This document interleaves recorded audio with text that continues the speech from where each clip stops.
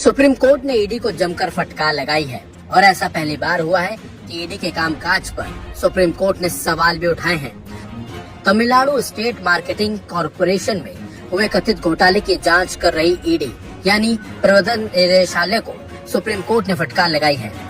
मुख्य न्यायाधीश भूषण रामकृष्ण गवई का कहना है कि केंद्रीय जांच एजेंसी सीमाएं लांघ रही है। उन्होंने ईडी पर संविधान के उल्लंघन के भी आरोप लगाए।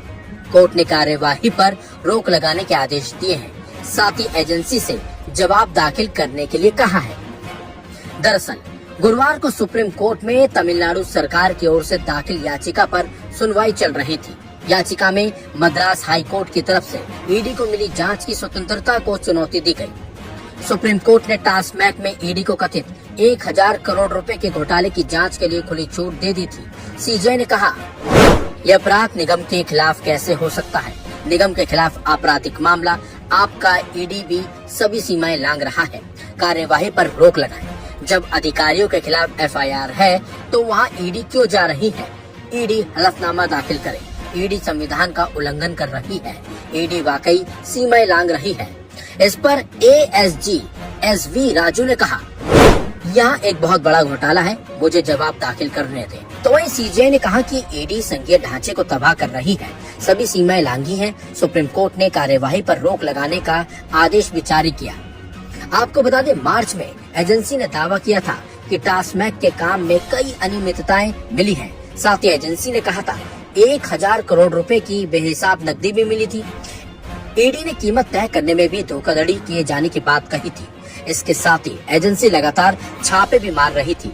बीते सप्ताह रेड की गई थी और उस दौरान पीएमएलए के तहत 10 ठिकानों की तलाशी ली गई थी।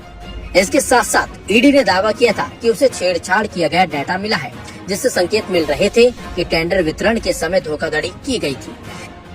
इसके बाद तमिलनाडु के एक्साइज मंत्री एस मुथुस्वामी ने ईडी पर सरकारी अधिकारियों को परेशान करने और राजनीतिक प्रतिशोध के तहत कार्रवाई के आरोप लगाए थे। उनका कहना था कि ईडी के पास अनियमितताओं को लेकर कोई सबूत नहीं है। आपको बता दें, याचिकाओं में मद्रास उच्च न्यायालय के 23 अप्रैल के आदेश को चुनौती दी गई थी, जिसमें ईडी की कार्रवाई को आगे बढ़ाने की उनकी याचिका को खारिज कर दिया गया था।